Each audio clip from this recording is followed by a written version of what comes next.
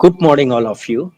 तो लास्ट जो हम लोग ने देखा था किस तरीके से फाइल क्रिएट करते हैं, फाइल का टाइम स्टैम्प कैसे चेंज करते हैं, डायरेक्टरी कैसे बनाते हैं, और अगर हमको एक डायरेक्टरी से दूसरी डायरेक्टरी के अंदर जाना है तो कैसे जाएंगे। कल हम लोग ने ये एक्टिविटी करके देखी थी।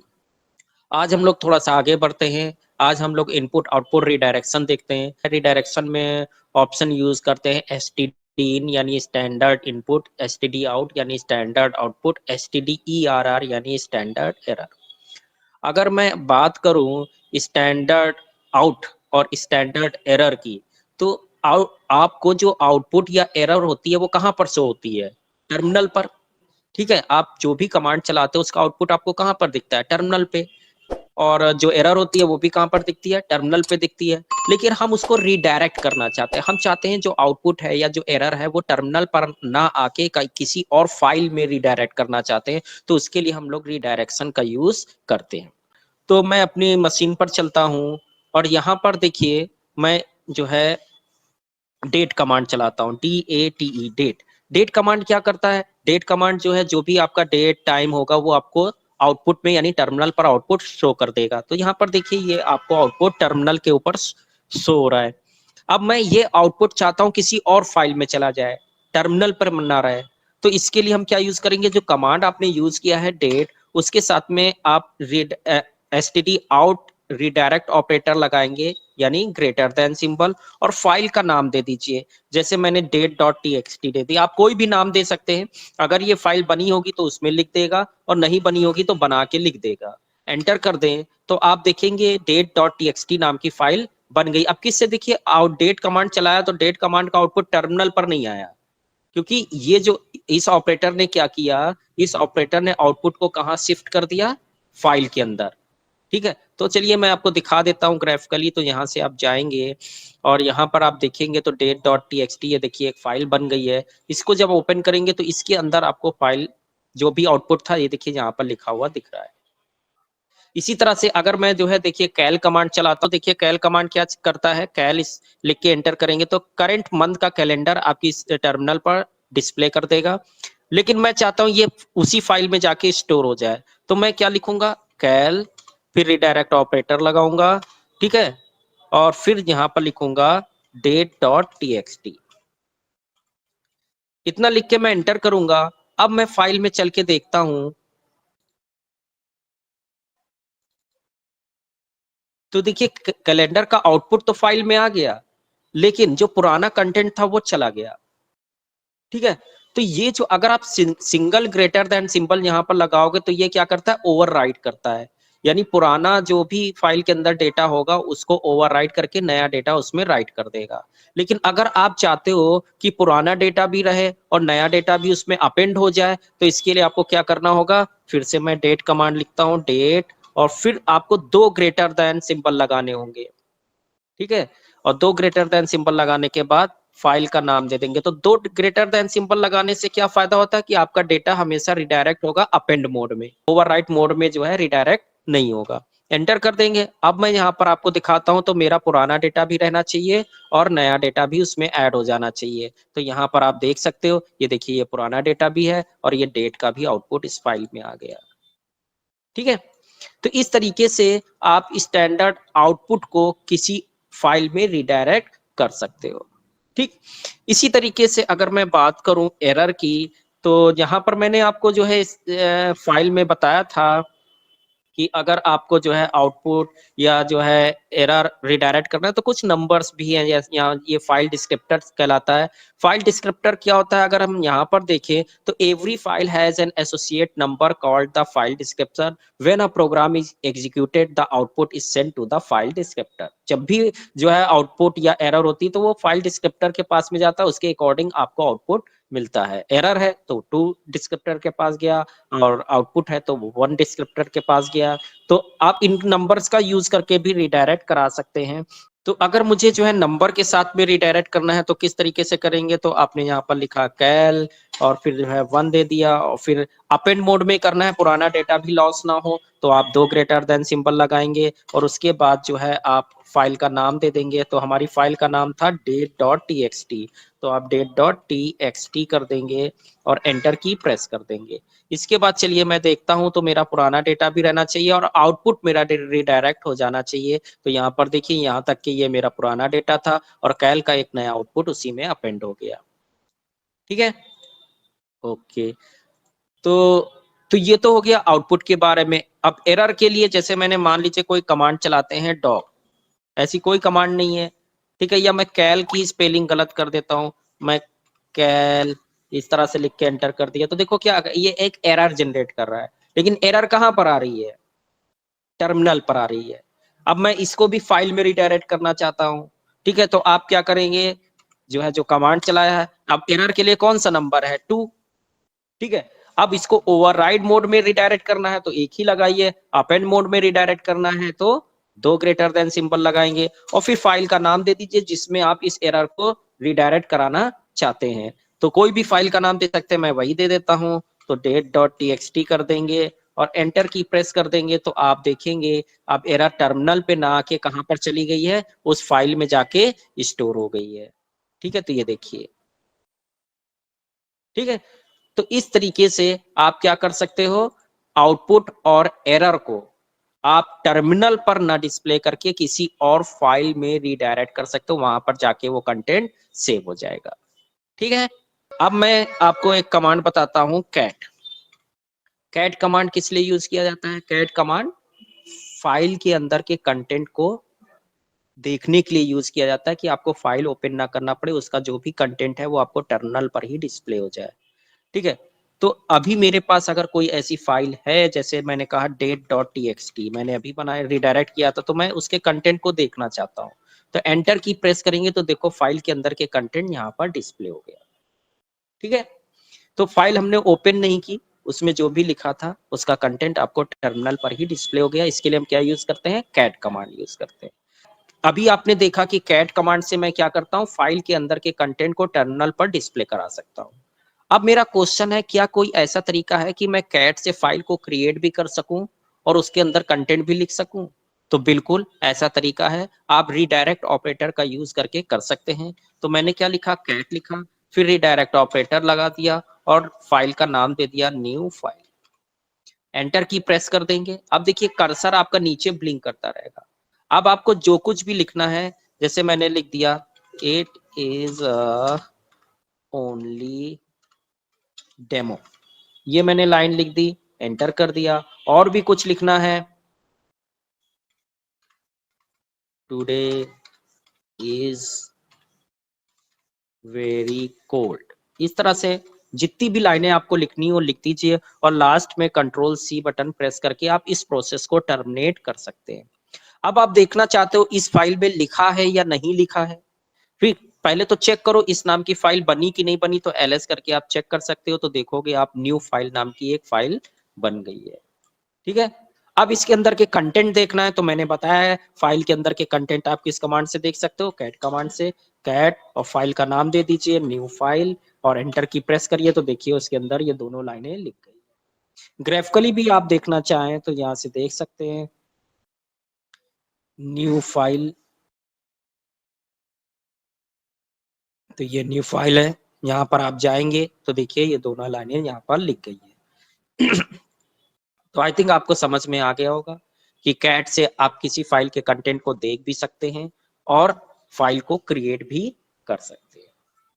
ठीक है, अब बात करते हैं यहाँ पर, देखिए अभी जब मैं जो है रिडायरेक्ट ऑपरेटर लगा के कंटेंट लिख रहा था, तो लास्ट में मुझे कंट्रोल सी करके उस प्रोसेस को टर्मिनेट करना पड़ा था। अब मैं चाहता हूं and marker, custom and marker की जब भी मैं वो वर्ड दूं तो वो अपने आप एंड हो जाए। ठीक है, मुझे कंट्रोल सी ना करना पड़े। एग्जाम्पल में देखिए मैंने कैट लिखा, फिर मैंने कहा इसका आउटपुट किस में चला जाए, इस फाइल में चला जाए, रिडायरेक्ट हो जाए। लेकिन जैसे ही मैं स्टॉप वर्ड दूं, ये क्या हो जाना चाहिए, स्टॉप हो जाना चाहिए। तो चलिए वापस चलते हैं और करके देखते हैं। तो मैं क्लियर कर देता हूं स्क्रीन को। अब मैं लिखता हूं कैट, फिर इसका आउटपुट रिडायरेक्ट कर लिया सेकेंड नाम की फाइल में, सेकेंड, ठीक है, और फिर हमने यहाँ पर एंड मार्कर क्रिएट करने के लिए 2 ग्रेटर देन सिंबल, और मैंने कहा जब मैं कैपिटल लेटर से स्टॉप लिखूं तो कैट कमांड का प्रोसेस वहीं पर टर्मिनेट हो जाना चाहिए। अब देखिए यहाँ पर आप जो भी लिखना है आप लिखते जाइए, ठीक है, इस तरह से आप लिखते जाएंगे। ये तब तक एंड नहीं होगा जब तक कि आप स्टॉप नहीं लिखेंगे, ठीक है। मैंने स्टॉप लिख दिया, एंटर किया, तो देखिए इसने अभी भी ये इनपुट ले रहा है, क्यों? क्योंकि मैंने कैपिटल लेटर में स्टॉप नहीं लिखा। अब जैसे ही मैं कैपिटल लेटर से स्टॉप लिखता हूं और एंटर करता हूं, देखिए कैट प्रोसेस वहीं से एंड हो गया। एलएस करके मैं आपको दिखा दूं सेकंड नाम की फाइल, चूंकि केस सेंसिटिव है, एलएस, तो देखिए यहाँ पर सेकंड नाम की फाइल बन गई होगी, ये देखिए।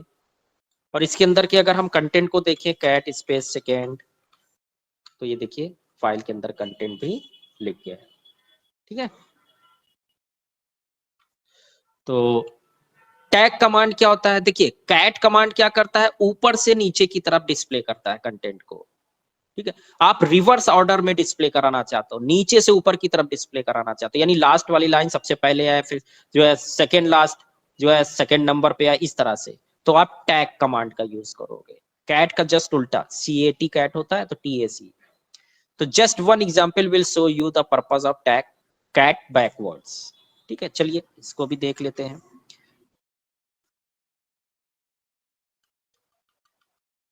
इसको समझने के लिए मैं क्या करता हूँ, फिर से एक फाइल बनाता हूँ और एंटर की प्रेस करता हूँ। यहाँ पर 1 2 3 4 5 6 7 8 9, ठीक है। अब मैं कैपिटल लेटर से स्टॉप दे देता हूँ ताकि ये कंटेंट लेना बंद कर दे, ठीक है। अब ये स्टॉप हो गया मेरा। अब मैं कैट से अगर इस फाइल के कंटेंट को देखूं तो देखिए क्या दिखा रहा है, ऊपर से दिखा रहा है 1 2 3 4 5 6 7 8 9। अब मुझे रिवर्स ऑर्डर में देखना है, 9 8 7 इस तरह से उल्टा दिखे, ठीक है। तो इसके लिए हमको कौन सा कमांड यूज करना होगा, टैग स्पेस और फाइल का नाम दे देंगे, एंटर की प्रेस करेंगे तो देखिए 9 8 7 6 इस तरह से दिखा रहा है, ठीक है। तो ये आपका किस कमांड के थ्रू होगा, टैग कमांड के थ्रू होगा। कॉनकैटिनेट, कॉनकैटिनेट का मतलब क्या होता है, जैसे मान लीजिए हमारे पास में कई सारी फाइलें हैं, तो हर फाइल का अपना एक कंटेंट होगा उसमें जो लिखा हुआ है, और मैं पहली फाइल के कंटेंट, दूसरी फाइल के कंटेंट और तीसरी फाइल का कंटेंट जोड़ के एक चौथी फाइल में चाहता हूं कि पहली फाइल का कंटेंट, दूसरी फाइल का कंटेंट, तीसरी फाइल, तीनों के कंटेंट चौथी फाइल में चले जाए। तो वो कैसे करेंगे, ठीक है। तो ये देखिए मैंने यहाँ पर क्या किया, इको कमांड से एक फाइल बनाई है रिडायरेक्ट ऑपरेटर का यूज करके, और उसमें हमने 1 लिख दिया, 2 लिख दिया, 3, तो 3 फाइलें हैं, तीनों में अलग अलग कंटेंट लिखे हुए, पहली में 1, दूसरी में 2, तीसरी में 3। कैट करके देख लिया तो पहली में देखिए 1 लिखा है, दूसरी में 2 लिखा है, तीसरी में 3 लिखा है। अब मैंने कैट कर दिया तीनों के आउटपुट को, तो जो है तीनों का आउटपुट यहाँ पर आ रहा है। अब इसमें रिडायरेक्ट आप करा दो, चौथी फाइल का नाम दे दो। चलो लैब के द्वारा समझते हैं इसको, स्क्रीन को क्लियर कर लेते हैं। तो जैसा कि आपको पता है इको कमांड क्या करता है, इको जस्ट मैसेज को डिस्प्ले करने के लिए यूज किया जाता है। आप इको कमांड के आगे जो भी लिख देंगे वो एज अ मैसेज डिस्प्ले करेगा। जैसे मैंने लिख दिया वेलकम इन लिनक्स, एंटर की प्रेस करेंगे तो देखो वेलकम इन लिनक्स आउटपुट आ गया। तो जो मैसेज आप इको के सामने पास करते हैं तो वही आपका आउटपुट हो जाता है। तो मैंने लिखा जैसे इको, हमने लिखा फर्स्ट, ठीक है, लेकिन इसको रिडायरेक्ट कर दिया मैंने फाइल 1 में, ठीक। तो ये जो फर्स्ट आउटपुट था ये किस में चला गया, फाइल 1 में चला गया होगा। इसी तरह से मैं करता हूं फाइल 2 पे सेकेंड,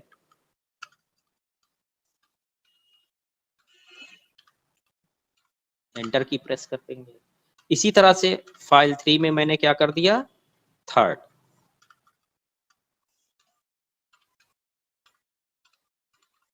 एंटर की प्रेस किया। अब अगर मैं कैट करके आपको दिखाऊं, कैट फाइल 1, तो फाइल 1 में क्या दिखाएगा, फर्स्ट, फाइल 2 में क्या दिखाएगा, 3 सेकेंड, और जो है फाइल 3 में क्या दिखाएगा, थर्ड। लेकिन तीनों फाइलों के कंटेंट अलग अलग है। मैं चाहता हूं तीनों फाइल के कंटेंट एक ही फाइल में आ जाए। तो वो कैसे करेंगे, तो पहले तो कैल, अगर मैं देखूं, अगर मैं मल्टीपल फाइलों के नाम दूं तो क्या ये शो करेगा, तो चलो देखते हैं। तो फाइल 1, फाइल 2 और फाइल 3 एंटर किया तो हाँ बिल्कुल फाइल 1 का भी कंटेंट आ रहा है, फाइल 2 का भी आ रहा है, फाइल 3 का भी आ रहा है, लेकिन ये अलग अलग दिखा रहा है। अब क्योंकि मुझे एक ही टर्मिनल पे मिल रहा है तब तो मेरा काम आसान हो जाएगा, मैं रिडायरेक्ट ऑपरेटर लगा के चौथी फाइल में ले लूंगा। तो मैंने क्या किया, यहाँ पर रिडायरेक्ट लगा दिया और फाइल 4 दे दिया, एंटर कर दिया। अब मैं देखूं कैट करके फाइल 4 में क्या मेरा तीनों का कंटेंट आया है, तो देखिए फर्स्ट सेकेंड थर्ड तीनों आ रहा है, आप ग्राफिकली चेक कर सकते हो।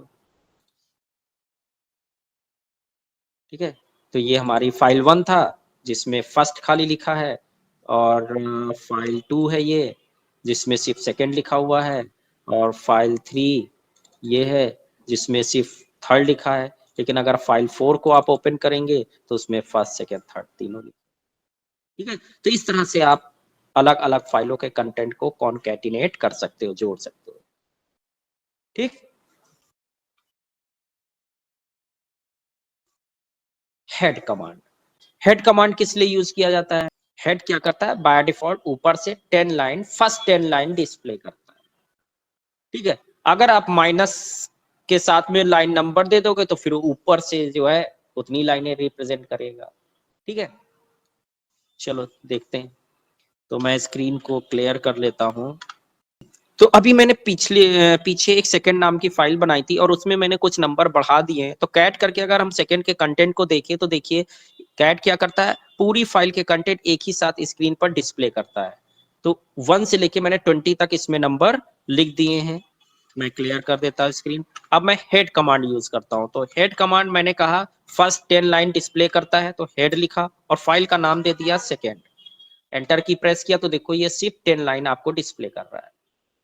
ठीक है, अगर आप कम ज्यादा करना चाहते हैं, ऊपर से आप 5 लाइन ही देखना चाहते हैं, तो इसके साथ में आप हाइफन करके 5 दे दीजिए, स्पेस नहीं देना है। हाइफन और 5 में स्पेस नहीं होना चाहिए। फिर उसके बाद स्पेस देके फाइल का नाम देना है, एंटर कर देंगे तो ये ऊपर से 5 लाइन है। या आप ज्यादा कम करना चाहें और 15 देखना चाहें तो 15 कर दीजिए, तो ऊपर से 15 लाइन शो करेगा। ठीक है, तो इस तरीके से आप जो है हेड कमांड, ऊपर से जितनी भी लाइनें देखना है तो आप हेड कमांड का यूज करेंगे। टेल कमांड का यूज का नीचे से देखने के लिए लास्ट बाय डिफॉल्ट आपको 10 लाइन शो करेगा। तो यहाँ पर अगर मैं टेल लिख दूं, टेल और फाइल का नाम दे दूं, तो आप देखेंगे ये लास्ट 10 लाइन शो कर रहा है। ठीक है, और अगर आप कम ज्यादा करना चाहें तो वही हाइफन लगा के आप दे सकते हैं। लास्ट 5 लाइनें देखनी है तो आप इस तरह से लिख दीजिए। ठीक, तो ये देखिए नीचे से आपको जो है 5 लाइन शो कर रहा है। ठीक, तो आपने हेड देख लिया, टेल देख लिया, कैट देख लिया। दो कमांड और देख लेते हैं, मोर और लेस। मोर और लेस कमांड किस लिए होता है, चलिए मैं दिखा देता हूं आपको। अभी जैसे मैंने कैट किया, कैट और सेकेंड, फाइल का नाम दे दिया, एंटर किया, तो देखो आधे कंटेंट ऊपर निकल गए।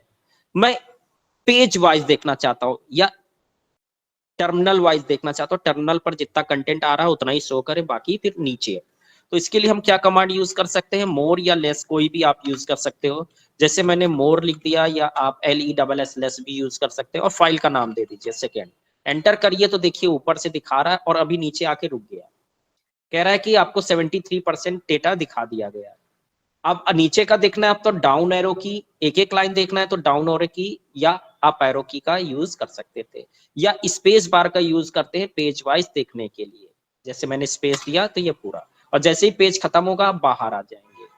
अब जैसे मान लीजिए मैं कैट से देखना चाहता हूँ, ETC के अंदर एक फाइल होती है सर्विसेस। ठीक है, एंटर करें तो देखिए आधी कंटेंट ऊपर निकल गए।